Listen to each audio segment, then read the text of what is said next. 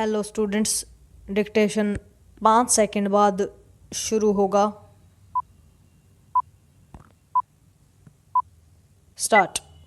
एक अमेरिकी अदालत ने जाने माने कारोबारी गौतम अदानी, उनके भतीजे सागर अदानी और उनकी कंपनी अदानी ग्रीन एनर्जी के कुछ अधिकारियों के खिलाफ भारत में सौर ऊर्जा आपूर्ति का अनुबंध हासिल करने के लिए 2000 करोड़ रुपए से अधिक की रिश्वत देने और अमेरिकी निवेशकों को गुमराह करने के जो आरोप लगाए वे सनसनीखेज तो हैं ही। अदानी समूह की मुश्किल बढ़ाने वाले भी हैं। चूंकि आरोप गंभीर है, इसलिए केवल यही नहीं देखा जाना चाहिए कि अमेरिकी अदालत अंततः किस नतीजे पर पहुंचती है, बल्कि भारत में भी इन आरोपों की जांच होनी चाहिए। यह जांच न केवल निरक्षीर ढंग से होनी चाहिए, बल्कि ऐसा होते हुए दिखनी भी चाहिए। हाल के समय में यह दूसरी बार है जब अदानी समूह किसी विवाद में फंसा और उसके चलते शेयर बाजार लड़खड़ाया। इसके पहले अमेरिकी short selling company Hindenburg research ने अदानी समूह पर शेयरों में हेराफेरी के आरोप लगाए थे, जिसके चलते उसे अच्छा खासा नुकसान उठाना पड़ा था। अदानी समूह इस नुकसान से उबरा ही था कि अमेरिकी अदालत की पहल ने उसे कटघरे में खड़ा कर दिया। इस कार्रवाई ने अदानी समूह की साख पर बट्टा लगाने का ही काम नहीं किया, बल्कि यह गंभीर सवाल भी खड़ा कर दिया है कि क्या भारत में राजनीतिक रसूख और रिश्वत के जरिए ठेके हासिल करना आसान है?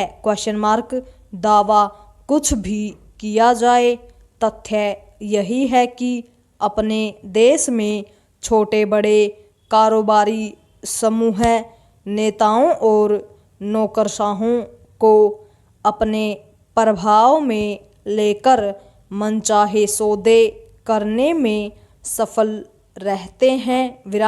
इस मामले में कोई भी राजनीतिक दल अपने दामन को पाक साफ नहीं कह सकता। पैरा। एक ऐसे समय जब यह अपेक्षा बढ़ रही है कि भारतीय कारोबारी देश के साथ दुनिया में भी अपना प्रभाव बढ़ाएं, तब यह सुनिश्चित किया जाना चाहिए कि वे न केवल भारत में बल्कि विदेश में भी नियम कानूनों के तहत काम करें। यदि ऐसा नहीं किया जाता तो भारतीय कंपनियों का भी नाम खराब होगा और भारत का भी।